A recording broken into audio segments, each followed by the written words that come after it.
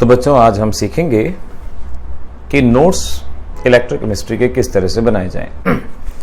जैसे कि आप सभी जानते हैं कि अभी हमने पिछले क्लास 12th के अंदर आपको बताया था कि सॉल्यूशन चैप्टर के नोट्स किस तरह से बनाए जाएं, और उसी चीज को आगे बढ़ाते हुए आज हम सीखेंगे कि इलेक्ट्रोकेमिस्ट्री के नोट्स आखिर आप किस तरह से बनाएं। क्योंकि एक बात ऑब्वियस है, अगर आपके नोट्स नहीं बने हुए तो आप तैयारी नहीं कर पाएंगे। जो चीजें किताबों में लिखी हैं वो किताबों में लिखी ही रह जाएंगी। तो जरूरी है कि आपको नोट्स बनाने का मेथड आना चाहिए कि किन किन बातों पे आपको गौर करना है और किन किन चीजों को आपने इग्नोर करना है, तो ये बहुत अच्छे से मालूम हो। नोट्स आपके दो तरीके के होने चाहिए। जो बच्चे सिर्फ और सिर्फ बोर्ड एग्जाम की तैयारी कर रहे हैं, उनके बोर्ड एग्जाम के अकॉर्डिंगली नोट्स होने चाहिए। लेकिन जो बच्चे कॉम्पिटिटिव एग्जाम की तैयारी कर रहे हैं, उनके शॉर्ट नोट भी साथ के साथ बन जाने चाहिए। तो दो तरह के नोट्स बनने चाहिए। नोट्स बनाने के लिए आपको तीन तरह के मटेरियल का इस्तेमाल करना होगा। एक एनसीईआरटी की बुक, जो कि बेसिक फंडामेंटल बुक है, जो हर बच्चे के पास होनी चाहिए, आपको उसका इस्तेमाल करना होगा। उसके अलावा आप जो कहीं ट्यूशन पे पढ़ते हैं या क्लास में पढ़ते हैं, जो भी आपकी कॉपी में लिखवाया जाता है, आपको उसका इस्तेमाल करना होगा। और अगर आप कॉम्पिटिटिव की तैयारी कर रहे हैं तो एक ऑब्जेक्टिव की बुक, एक मल्टीपल चॉइस की बुक, इसका आपको यूज करना होगा। आपके पास तीन तरह का इंफॉर्मेशन मटेरियल होना चाहिए। कॉम्पिटिटिव की बुक वगैरह या आप स्कूल की लाइब्रेरी से भी आपको इशू किया जा सकता है, किसी दोस्त के पास भी हो सकता है। तो वहां से आपको नोट्स बनाने के लिए पहले इतनी तैयारी की जरूरत है, इतनी चीजें कम से कम आपके पास होनी चाहिए, तब आप नोट्स बनाने के लिए तैयार हैं।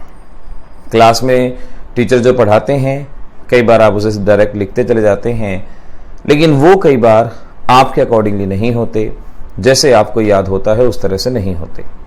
हर बच्चे की प्रोग्रामिंग अलग होती है, हर बच्चे को चीज समझ में आ सकती है अगर वो उसके अकॉर्डिंगली बताई गई है। तो इसीलिए आपको नोट्स अपने अकॉर्डिंगली बनाने होंगे। तो आज हम बात करेंगे चैप्टर इलेक्ट्रोकेमिस्ट्री, इसके नोट्स किस तरह से आपको प्रिपेयर करने चाहिए। इलेक्ट्रोकेमिस्ट्री के नोट्स बनाते वक्त सबसे पहले आपने कंडक्टिविटी क्या होती है, कितनी तरह की होती है, molar conductivity, specific conductivity, equivalent conductivity, इनकी शॉर्ट डेफिनेशन लिख लेनी है। तीनों की यूनिट लिख लेनी है आपने। और उसके साथ साथ effect of dilution and effect of concentration, इन तीनों कंडक्टिविटीज पे डाइल्यूशन का क्या इफेक्ट होगा, कंसंट्रेशन का क्या इफेक्ट होगा, ये आपको लिख लेना है। कौन सी कंडक्टिविटी डिक्रीज होती है, कौन सी इंक्रीज होती है, ये आपको अच्छे से लिख लेना है। तो यूनिट अच्छे से लिखनी है और इफेक्ट ऑफ कंसंट्रेशन और डाइल्यूशन, ये आपको यहां पर अच्छे से मेंशन करना है। अगला पॉइंट, ट्रांसपोर्ट नंबर। आप ट्रांसपोर्ट नंबर, उसकी डेफिनेशन क्या है, ट्रांसपोर्ट नंबर का फॉर्मूला क्या है, कौन कौन से फैक्टर हैं जो ट्रांसपोर्ट नंबर को अफेक्ट करते हैं कॉम्पिटिटिव एग्जाम के लिए, ये आपको यहां पे प्रिपेयर करना है। अगर आप सिर्फ बोर्ड एग्जाम की तैयारी कर रहे हैं तो आप ट्रांसपोर्ट नंबर को अवॉइड कर सकते हैं। कॉम्पिटिटिव की अगर तैयारी कर रहे हैं तो आपको ट्रांसपोर्ट नंबर लिखना ही होगा। इसके बाद अगली चीज, कोलराश लॉ। कोलराश लॉ की डेफिनेशन मोलर कंडक्टिविटी के लिए, इक्विवेलेंट कंडक्टिविटी के लिए, और कोलराश लॉ की एप्लीकेशन कि किस तरह से आप कोलराश लॉ से molar conductivity eight infinite dilution निकाल सकते हैं। आपको उसका फॉर्मूला लिख लेना है, एक का छोटा मोटा न्यूमेरिकल सॉल्व कर लेना है। उसके अलावा कैसे आप अल्फा की वैल्यू निकाल सकते हैं, डिग्री ऑफ डिसोसिएशन, और कैसे आप डिसोसिएशन कांस्टेंट को निकाल सकते हैं। तो ये वैल्यूज आपको कोलराश लॉ से तीन तरह के न्यूमेरिकल तो सॉल्व करने ही हैं। ध्यान रखना, molar conductivity eight infinite dilution, alpha की वैल्यू और डिसोसिएशन कांस्टेंट आप किस तरीके से बता सकते हैं। और अगर आप कॉम्पिटिटिव की तैयारी कर रहे हैं, इसी कोलराश लॉ में एक फोर्थ टाइप का न्यूमेरिकल और ऐड कर लेंगे to find out the solubility of sparingly soluble salt. Sparingly soluble salt की सॉल्युबिलिटी बताने के लिए जो भी आपको फार्मूला दिया जाता है, जो भी न्यूमेरिकल होगा, वो कोलराश लॉ के बेसिस पे आपने तैयार करना होगा। तो इस तरह से तीन चीजें मैं बता चुका हूं। एक बात ध्यान रखना साथ के साथ ही कि आपने प्रीवियस ईयर क्वेश्चंस को भी सॉल्व करते जाना है।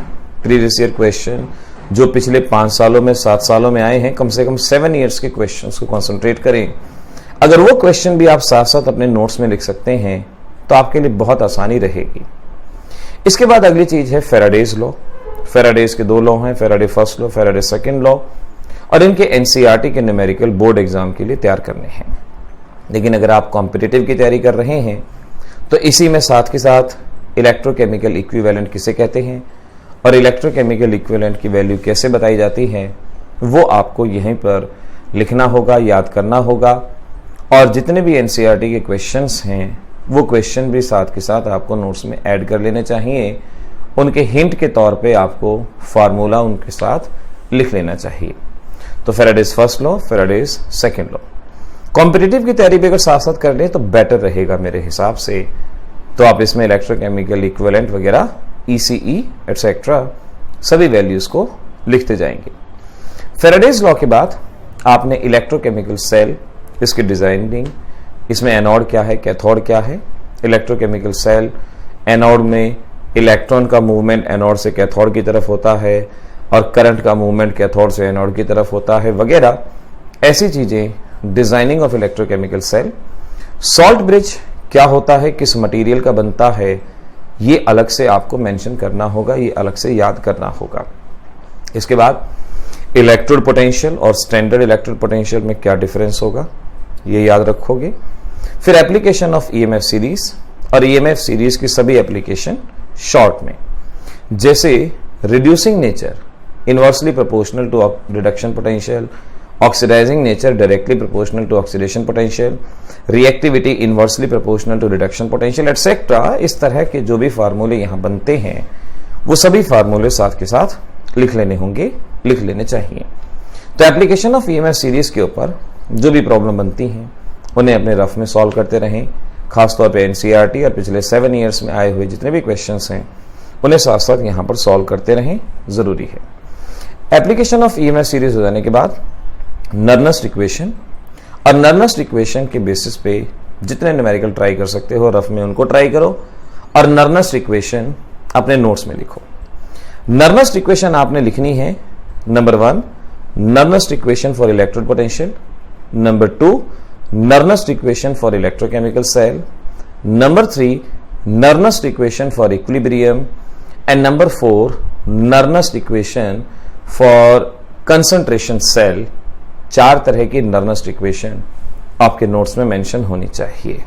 चारों तरह से बार बार इस वीडियो को रिवाइंड करके देख लेना जो मैंने आपको बताया। 4 तरह की नर्नस्ट इक्वेशन मेंशन होनी चाहिए और न्यूमेरिकल जो एनसीईआरटी का हो, चाहे रफ में सॉल्व करो चाहे अपने नोट्स में लिखो, वो साथ के साथ मेंशन वहां होना जरूरी है। इसके बाद आपने एप्लीकेशन ऑफ ईएमएफ सीरीज में स्टोरेज वाले क्वेश्चंस वो जरूर कर लेने हैं। स्टोरेज यानी जैसे क्या जिंक सल्फेट सॉल्यूशन को कॉपर वेसल में स्टोर कर सकते हैं या कॉपर सल्फेट को जिंक वेसल में स्टोर कर सकते हैं। इस तरह के क्वेश्चंस आपको अपने नोट्स के अंदर इनकॉर्पोरेट करने होंगे, बताने होंगे। इसके बाद आपने डेल्टा जी के बेसिस पे न्यूमेरिकल सॉल्व करने हैं। Delta G is equal to delta G naught is equal to -NFE naught, ये फार्मूला होगा। इसके बेसिस पे आपने क्वेश्चन सॉल्व करने हैं। ये अक्सर पूछे जाते रहे हैं, आपके एग्जाम्स में आते रहे हैं। इक्विलिब्रियम कांस्टेंट और डेल्टा जी के बीच में क्या रिलेशन है, ये भी आपको यहां करना होगा। डेल्टा जी और इक्विलिब्रियम कांस्टेंट का रिलेशन ये करना है। इसके बाद आपको different type of cell, fuel cell, lead cell, mercury cell, इनके रिएक्शन, इनके इलेक्ट्रोलाइट और इनकी वोल्टेज, रिएक्शन, इलेक्ट्रोलाइट, वोल्टेज, ये आपने लिख लेनी है। फ्यूल सेल के अंदर खासतौर पे ध्यान रखना है, most commonly used H2O2 fuel cell, इसके 2 अल्टरनेट CH4O2 और मिथेनॉल O2 फ्यूल सेल, ये याद रखो। फिर आपने कोरोजन, कोरोजन की रिएक्शन और कोरोजन के मेथड्स ऑफ प्रिवेंशन ये अच्छे से पढ़ने हैं। शॉर्ट में इनके बारे में लिख लेना है कि सैक्रिफिशियल प्रोटेक्शन में क्या करते हैं, दूसरे मेटल की लेयर लगा देते हैं। कैथोडिक प्रोटेक्शन किसके लिए इस्तेमाल किया जाता है, बिगर आयरन ऑब्जेक्ट के लिए इस्तेमाल किया जाता है। बिसफेनॉल क्या होता है, बिसफेनॉल का स्ट्रक्चर क्या होता है, एटसेट्रा। यहां से इस बात को याद रखना। और लास्ट में मोस्ट इंपॉर्टेंट, इलेक्ट्रोलिसिस। इलेक्ट्रोलिसिस पे क्वेश्चन आते हैं प्रोडक्ट प्रिडिक्शन, कि आपको इलेक्ट्रोलिसिस के बेसिस पे बताना होगा क्या प्रोडक्ट बनेगा, क्या प्रोडक्ट नहीं बनेगा। स्पेशली एनसीईआरटी एक्सरसाइज की प्रॉब्लम्स यहां पर आपको सॉल्व कर लेनी चाहिए। तो इस तरीके से जो जो पैटर्न मैंने बताया उस पैटर्न के हिसाब से आप अपने नोट्स बनाएंगे। जो जो आपको इंपॉर्टेंट चीज दिखती हैं, जैसे कॉम्पिटिटिव की अगर आप बुक लेके सामने बैठे हैं, जो क्लास नोट्स में ना लिख पाया हो कॉम्पिटिटिव की बुक में हो, उसे वहां पर ऐड कर लीजिए और इस तरह से एक अपने बहुत सुंदर सी हैंड राइटिंग में अपने नोट्स तैयार कर लीजिए। इन नोट्स को बार बार पढ़ें। किताबें पढ़ने से कॉम्पिटिटिव एग्जाम क्लियर नहीं होते, कॉम्पिटिटिव एग्जाम अपने नोट्स पढ़ने से क्लियर होते हैं। इस बात को दिमाग के अंदर रखना कि जितने आप अपने शॉर्ट नोट्स बना लेंगे और इसको 10-15 बार जब तक नहीं पढ़ डालेंगे तब तक ये आपके अंदर इनकॉर्पोरेट नहीं होंगे। और अगर एक बार आपने इनको बार बार पढ़ लिया, ये आपके अंदर इनकॉर्पोरेट हो जाएंगे और आप बहुत अच्छे से एग्जामिनेशंस में अपीयर हो पाएंगे। कोशिश करें कि सारे के सारे नोट्स व्हाइट प्लेन पेपर पे बनाएं और 3 पेज या 4 पेज के अंदर इन नोट्स को फिनिश करने की कोशिश करें, ताकि आप जब 3 या 4 पेज हों आप अपनी दीवार पे इसको लगा दें, अपने दरवाजे पे लगा दें, कोई बोर्ड बना के उस पे लगा दें और आते जाते एक एक पेज तुरंत पढ़ते जाएं। जिससे क्या होगा, ये चैप्टर आपको तुरंत याद बना रहेगा और बाद के लिए किसी भी तरह की टेंशन नहीं रहेगी। तो ऐसे जो भी हमने इस वीडियो के अंदर बताया उन बातों पे खासतौर पे ध्यान रखना। और अभी आगे आपको बताया जा रहा है इस चैप्टर के कुछ और इंपॉर्टेंट क्वेश्चंस, उस पे आपको कंसंट्रेट करना है, आपको ध्यान रखना है। सो स्टूडेंट, अब बारी है इलेक्ट्रोकेमिस्ट्री की। और इलेक्ट्रोकेमिस्ट्री की इस वीडियो से आपको जो जो बातें करनी है और एग्जामिनेशन के लिए जो जो टॉपिक आपको करने हैं, आइए उसके बारे में अब हम बात करते हैं। उम्मीद है अभी तक आपको जो जो बातें बताई गई वो आपने अच्छे से कवर कर ली होंगी। पॉलीमर्स का चैप्टर, उसका क्वेश्चन आंसर वीडियो भी डाला जा चुका है, chemistry everyday life, solid state वगैरह। उम्मीद है आपने अच्छे से कवर कर लिया होगा। और कोशिश कीजिए, अगर आपको खुद को पढ़ने में 1 घंटे का समय लगता है तो हाफ एन आवर वीडियो के अंदर ही वो चीज बहुत अच्छे से हो रही है। आप उनकी हेल्प लीजिए और प्लेलिस्ट हैप्पी एग्जामिनेशंस के अंदर आपको ये सभी वीडियो एक ही सीक्वेंस में लगातार मिलते जाएंगे। ध्यान रखिएगा, चैनल का मैक्सिमम बेनिफिट उठाने के लिए प्लेलिस्ट की हेल्प लें और हैप्पी एग्जाम्स क्लास 12th के अंदर सभी वीडियो आपके एग्जामिनेशन की तैयारी के लिए अरेंज मिलेंगे। तो आइए बात करते हैं इलेक्ट्रोकेमिस्ट्री की। इलेक्ट्रोकेमिस्ट्री का मीनिंग है the branch of chemistry which deals with the relation between electricity and chemical change. Electricity और केमिकल चेंज के बीच में जो रिलेशन बताए उसे इलेक्ट्रोकेमिस्ट्री कहा जाता है। यानी हम इलेक्ट्रिसिटी से केमिकल चेंज करवा सकते हैं, उन्हें इलेक्ट्रोलिटिक सेल कहते हैं, और हम केमिकल रिएक्शन से इलेक्ट्रिसिटी बना सकते हैं, उसे इलेक्ट्रोकेमिकल सेल कहा जाता है। इलेक्ट्रोलिटिक सेल में इलेक्ट्रिसिटी से केमिकल रिएक्शन और इलेक्ट्रोकेमिकल सेल में केमिकल रिएक्शन से इलेक्ट्रिसिटी को प्रोड्यूस किया जाता है। एक केस में work done on the system है, इलेक्ट्रोलिटिक में work done on the system है और इलेक्ट्रोकेमिकल में work done by the system है। एक के लिए डेल्टा जी नेगेटिव होगा, इलेक्ट्रोकेमिकल के लिए डेल्टा जी नेगेटिव होगा और एक स्पॉन्टेनियस रिएक्शन कहलाई जाएगी। तो आपको पहला क्वेश्चन तैयार करना है, what is the difference between electrolytic and electrochemical cell. दूसरा question, which of them is spontaneous, और तीसरा क्वेश्चन, इन दोनों में किसके लिए डेल्टा जी नेगेटिव है, ये आपको तैयार करना है।